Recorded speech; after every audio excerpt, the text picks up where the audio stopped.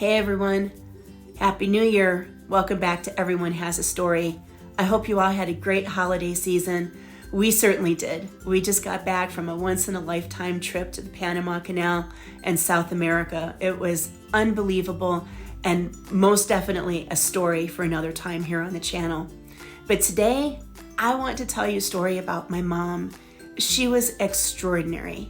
She worked full-time as a registered nurse, raised me as a single mom, and yet somehow she always made sure I knew that I was a priority in her life. On Tuesday evenings, especially during summertime, we had a very special tradition that I'd like to tell you about.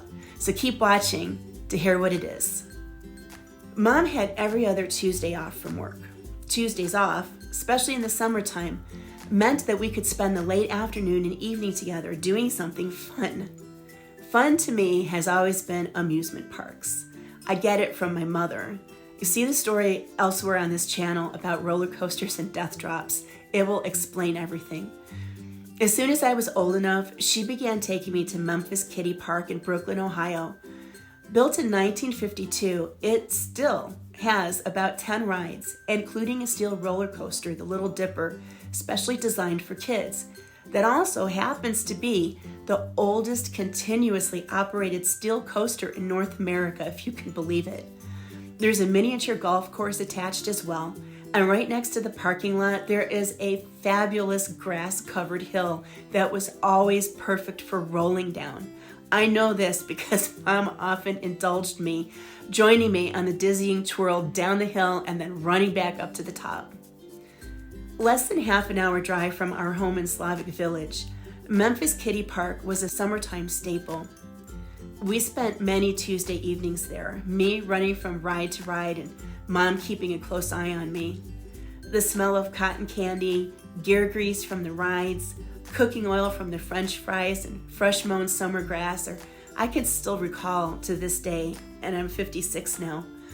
As a child, the rides were perfectly sized and approachable.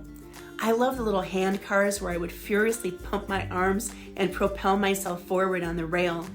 Oftentimes I'd get so tired out, I'd slow down, and then there'd be some kid behind me yelling at me to hurry up already because he was so impatient.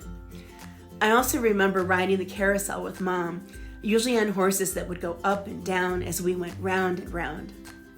But my favorite of all time were the cars that spun and spun. The faster they spun, the more I would laugh. Faster, faster, Mom, I'd yell. Spin faster. I would yell so she jumped forward to spin the car faster as I went by, and then the uncontrollable giggling and laughter as I flung myself this way and that, trying to get it to spin faster still. It was my favorite, and I loved to jump back in line and go all over again. The Little Dipper steel coaster was just my size and just my speed. It was scary and fun all at the same time. The thrill of climbing the first hill was heady, and then the mild slopes thereafter were just enough to be fun without the terrifying part. It was slow enough that below the tracks you could see the little motorized race cars zipping around the track, weaving in and out of this coaster structure. Cotton candy was always a must. I don't recall there being flavors as we have today. It was a big pink fluff of sticky sweet goodness spun onto a paper straw or a stick. I loved it. It was magic that something so big and puffy could just poof, dissolve in my mouth in an instant. I remember the crunch of the sugar when I pulled off big bites.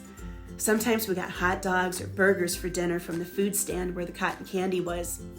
But most often, after the park, it was a trip to McDonald's for a burger and fries. That was the coup de grace on the excitement for the evening. At that time, McDonald's didn't have any dine-in option. It was just 2 golden arches, a walk-up counter, and that was it. You ordered your food and you either ate at a picnic table out front or in the car. In 1972, you could get a cheeseburger, fries, apple pie, and Coke for about $1 total. Sometimes we'd get a fish sandwich. The Big Mac was new, only 5 years old, and the Quarter Pounder had only been introduced the year before. And the fries were still cooked in beef lard, a flavor my generation will never forget. And many of us still pine for it in this age of unsaturated vegetable cooking fat.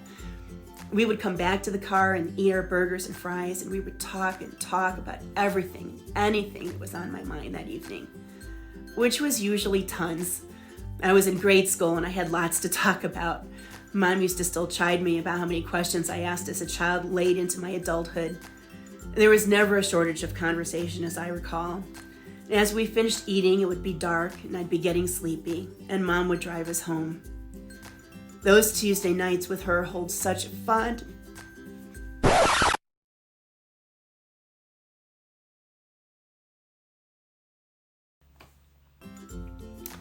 Sorry about that. Those Tuesday evenings with her hold such fond memories. It was mother-daughter time, when we were able to be silly, talk about serious things, and just catch up on stuff together. It was a way to detach from the rest of the household, and it made me feel loved and so special. Take time with someone you hold most dear. My mother showed me during these evenings that despite the hectic schedule in the household between her work, my school, and extracurricular activities, I was important enough to set aside an entire evening for every week, without exception. She made it a priority and therefore made me a priority. Whether your children, your spouse, best friend, or an elder, when you set time aside just for them, it's impactful beyond words. Today is a very different world than it was in the early 1970s. We have so many more things pulling at our time and so many more ways to be distracted and entertained. There are actually ways to be in solitude, though, not necessarily ways to be with those we love. We really must be aware that every day, families and friends are the core of our existence. No one exists in a vacuum. Relationships, both early and mature, must be doted on and kept special amongst all other aspects of our busy and frantic lives. My mother's time with me helped shape my vision of what family means. These gifts are priceless. Your loved one's vision of themselves, both now and in the future, will also be shaped by the part of yourself that you share with them. Did you have a special tradition with one or both of your parents or other family members? What's your most treasured memories? We'd love to hear about it in the comment section below. And consider subscribing with notification bell on if you enjoy content like this. And a thumbs up is always appreciated. Thanks for visiting with us. Hope to see you next time on Everyone Has a Story, True Tales from Everyday Life.